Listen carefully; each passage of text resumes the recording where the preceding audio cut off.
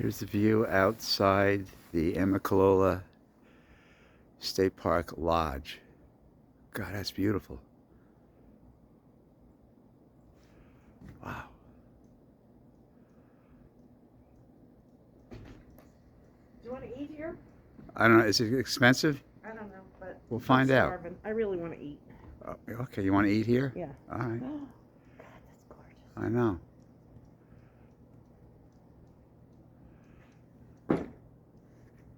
Look at the fire pit. Mm-hmm. Gorgeous.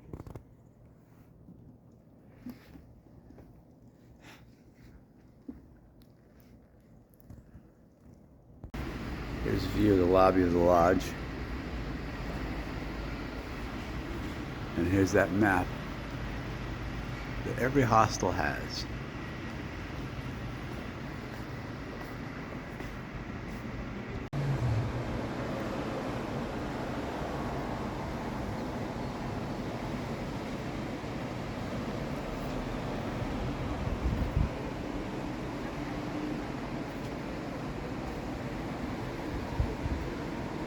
No mountains here at Myrtle Beach. Well, we've made it. We're at Myrtle Beach. A little different than what I'm used to. But I think this will do. Yeah, let me take them around the place.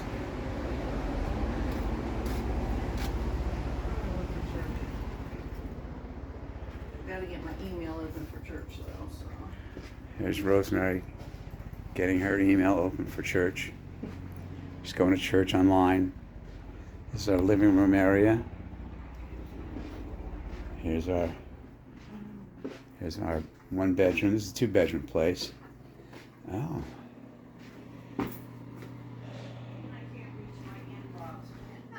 Uh-oh. Problems with the internet. So yeah, this is where we're going to be for a couple days.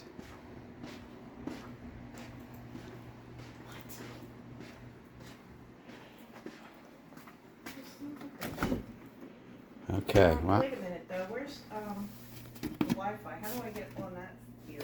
That's on that welcome package. I mean, but where do I do it for my laptop? Yeah.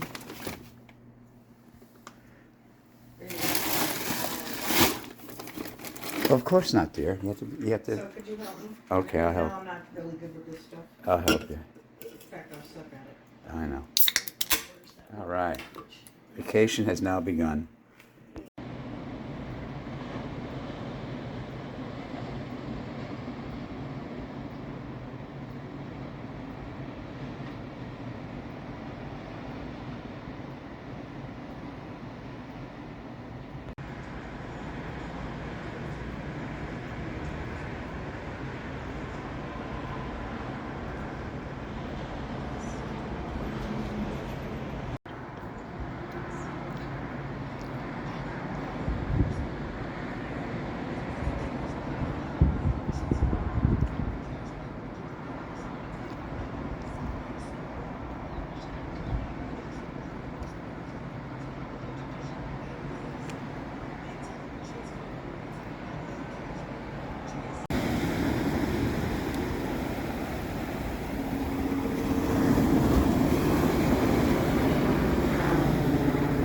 Putting our feet in the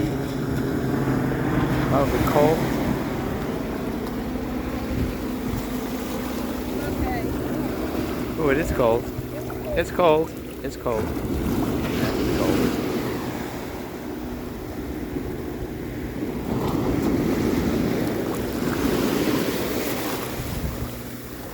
Okay. It's a good thing I rolled up my pants.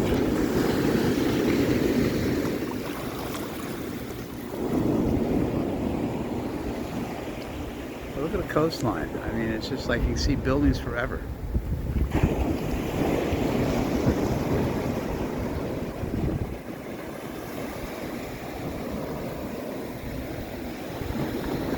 Let's go this way.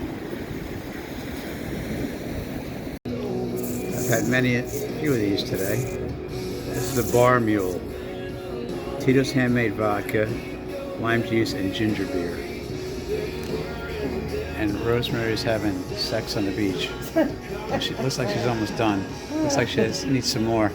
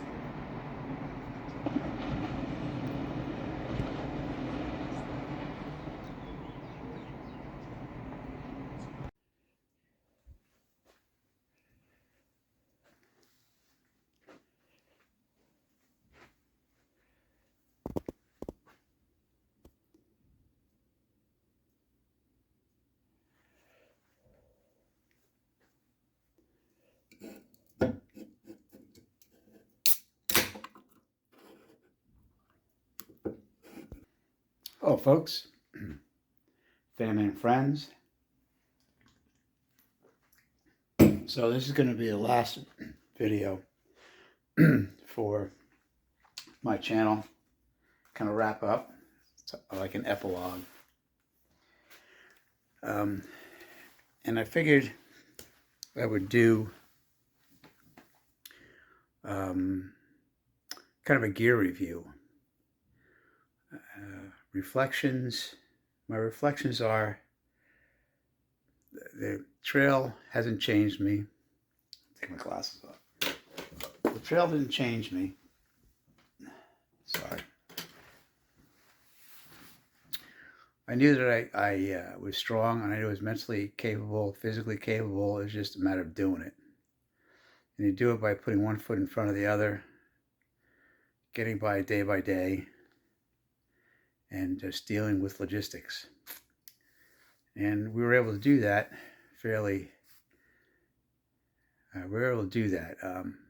Not injuries notwithstanding, I feel very fortunate to get through what I've done the past 7 months.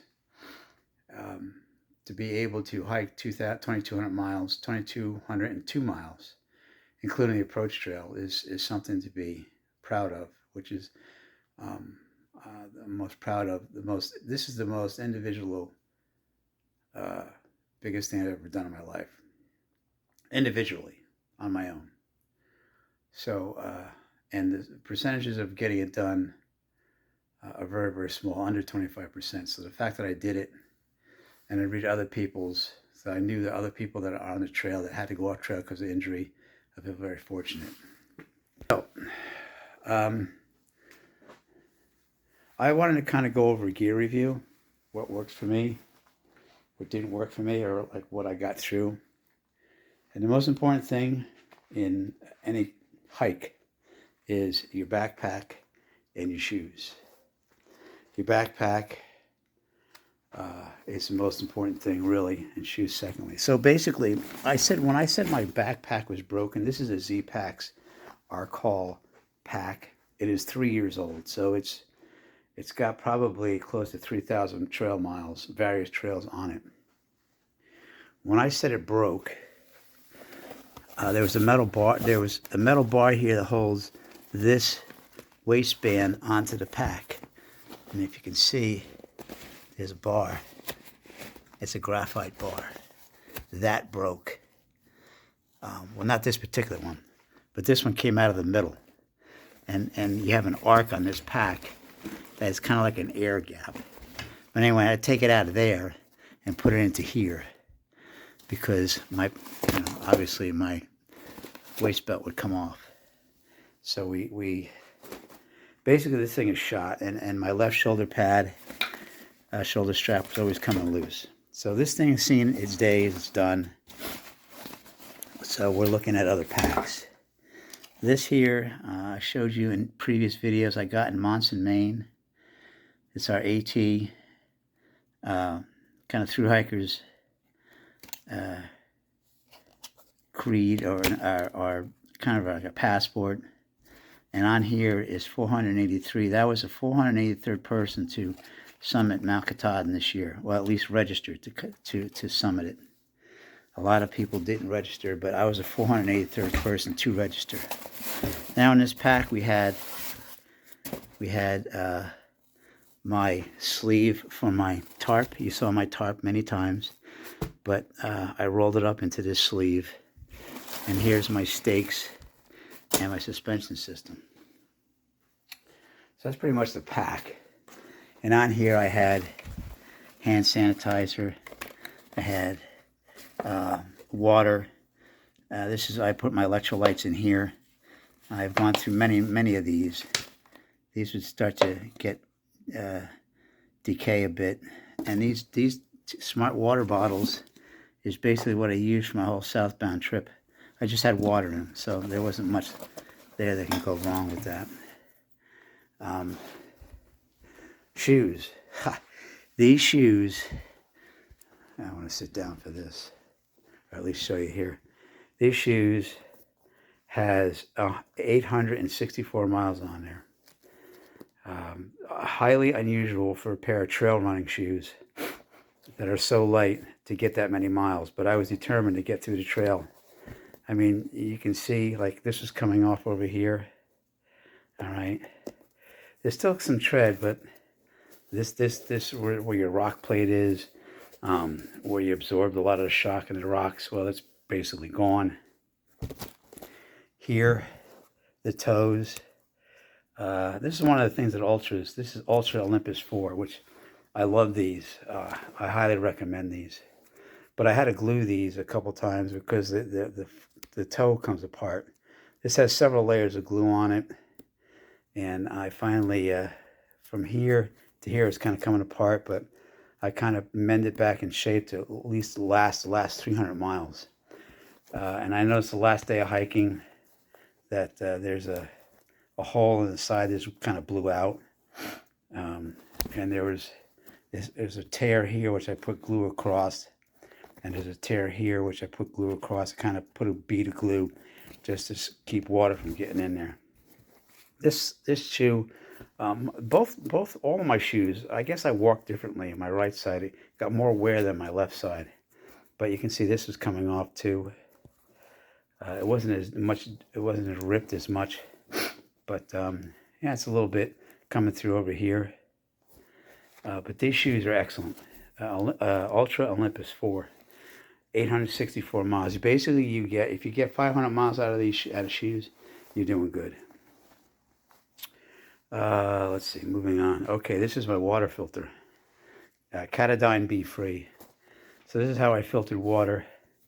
You put water in here, and you put this filter in, you screw it in, and you squeeze into your smart water bottle, and it purifies the water. These things kind of gum up a little bit. You had to put water in the bag and shake it vigorously for a while, and particles will come out. This here was my InReach, my Garmin InReach. This is what keep me in touch, constant touch with Rosemary. You can have, there's a URL address. You can go on a web, and you can, if I got this in a tracking mode, which I kept in all day, she can see where I am. It uploaded every 2 hours. The AT guide. So this is the AWOL guide. So I have two guides. I have the paper guide, which is the AWOL guide. This is it. And it basically, this is the trail guide that I use. And I showed this a couple times. It gives you mileage, northbound, southbound. Gives you points of interest, waypoints, and of course shelters. And of course, if there's bear activity, it'll note that as well. And it'll show you the elevation gain. So this is good. And I had gut hooks as well, which is now called Far Out. They changed their application name, but I had both paper and electronic on my phone.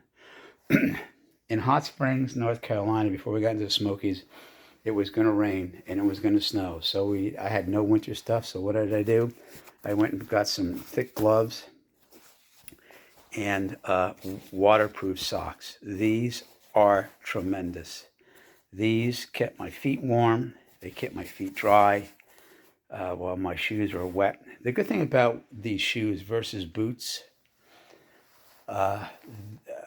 trail running shoes dry pretty quickly on an, like if you're in a spring summer situation, but not like in a winter like we were.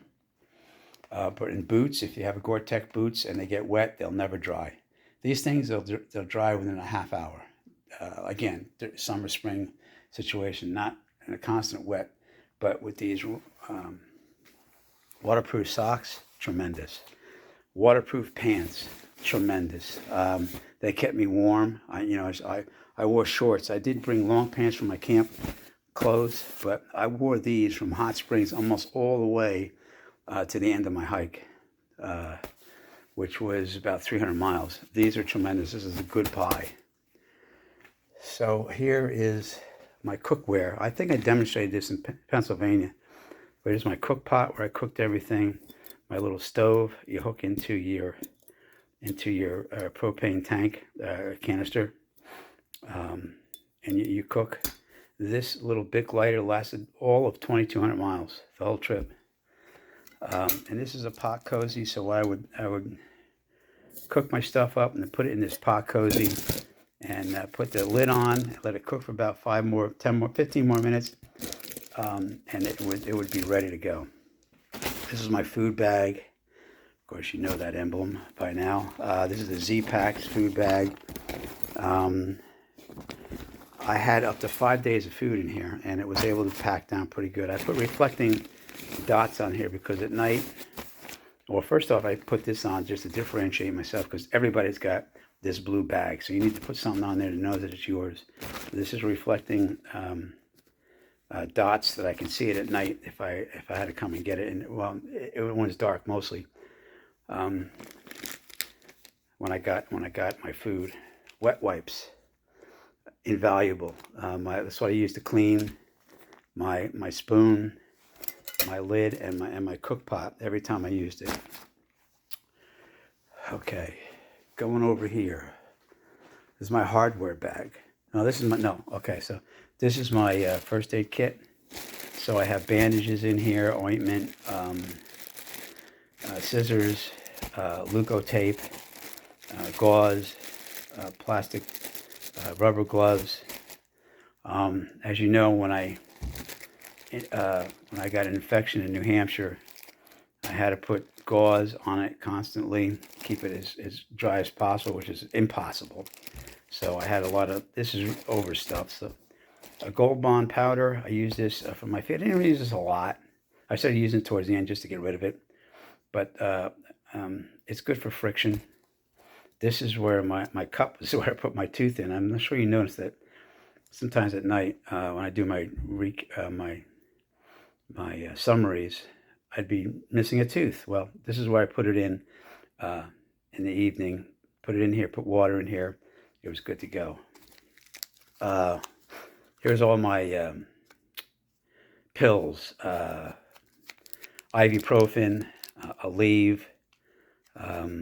Fortunately, I didn't have to have a lot of these, but I did use them. And to start out, I put some decongestant in there too because of the pollen. And fortunately, the pollen didn't affect me this year. And this is my hardware bag. This is my bear line rope, which I would throw over the tree. I would have this loop, and I would put this on a rock, and I'd loop this rope around. And this is how this is what I use. This is 50 feet of rope. And carabiners. This is tape, repair tape for my tarp. This is tenacious tape, outstanding tape. This will stick to anything for a long period of time. So this is good tape too. And then this is my knife. This is all I carry. Just this little dinky knife. It's a multi-knife. See if I can't get it open. But yeah, it's pliers. And then over here there's scissors and a file. And you can cut in here too. So this is what I use. And it was good enough. Okay, my sleep gear. When I turn southbound, silk liner. I put this silk liner in my top Sorry, it's on the ground. This is my top quilt, which I have it opened up, but it folds into a mummy bag. And then I would go into my silk liner first and go into my bag next. And on a real cold night, I would zip up my puffy. This is Enlightened Equipment puffy without a hood. It's the I forget what it's called, the Apex, or I forget the name of it, but it's from Enlightened Equipment. I would zip this up and put it put it over my silk liner and stuffed it into into my top quilt, and I was nice and warm. So again, this folds up, zippers up into a mummy bag. These bags here, this bag is a Z-Packs stuff sack I use to stuff my top quilt, and this is my underquilt, into here. I got this on my southbound trip because I use a compactor bag, and for some reason the compactor bag worked for several years, but this particular bag, it would leak, and this would get moist. So this is a Z-Packs bag to put in my stuff sack, to put in my top quilt and underquilt, and this is a bag liner that I use to put this right inside my backpack. Here is my underquilt. This is the top, and the quilt would go underneath here, underneath my hammock. This would go up to the head. I would clip it up to the suspension on the head, and this is obviously onto the feet. And I would clip this on to the hammock, and it would fold right into the hammock. It kept me nice and warm. My hammock was a Hennessy Hammock, extremely comfortable. It's an asymmetrical design, which I kind of lie on a diagonal, and you would really lie really quite flat. I love this thing. I slept really well, and when I was able to sleep. I don't sleep through the night anymore, but I slept very soundly. My umbrella. You saw the umbrella. It's a Six Moons design. I had a couple of issues with it. When I came up onto Jane Bald, or one of the balds, it was windy, and the supports broke. You can see the orange Z-Packs stringer line that I used to kind of put it together. So when I get home, I gotta fix it. But this thing was great. It's only 6 ounces. I highly recommend bringing an umbrella. I wasn't going to bring an umbrella on the AT. I said, who does that? But let me tell you something. I'm glad I did, especially during the summer days when I didn't have to necessarily wear my raincoat, which when you do in the summer, you sweat more on the inside than you protect yourself on the outside. So this is invaluable. My puffy, like I said, from Enlightened Equipment. My raincoat, also from Enlightened Equipment. Very light.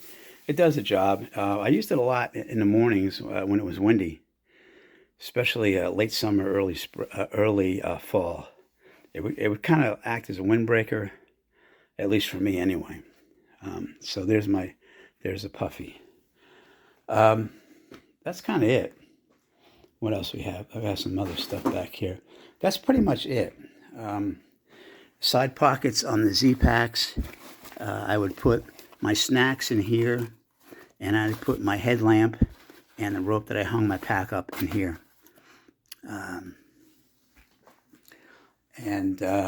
Electronics. Oh, very important. So how did I keep my stuff charged? This is my electronic bag.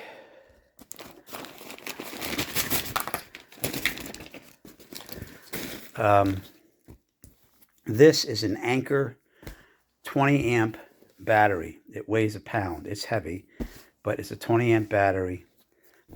This was a charger, fast charger, has 2 USB ports. I would plug in. I would have to charge my phone, the Garmin, have to charge that, and my headlamp. So anytime I would go into town, I would recharge my battery, This thing will last 7 days without a charge. And I would charge my battery each morning for about 2 hours. Charge my phone for 2 hours. Every other day or every second day I would recharge the Garmin. And every third day I would have to recharge my headlamp. My headlamp is a bio lamp headlamp. It's rechargeable. Let me see if I can open it up. Hold on a second.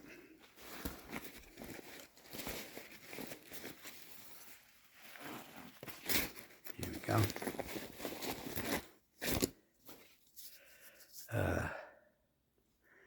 BioLite has 3 ranges, and yeah, it's rechargeable. So here's a port to recharge it. So I had this. I use this quite often, especially the last half of my hike, when I have to get up at 5 o'clock in the morning and it's still dark.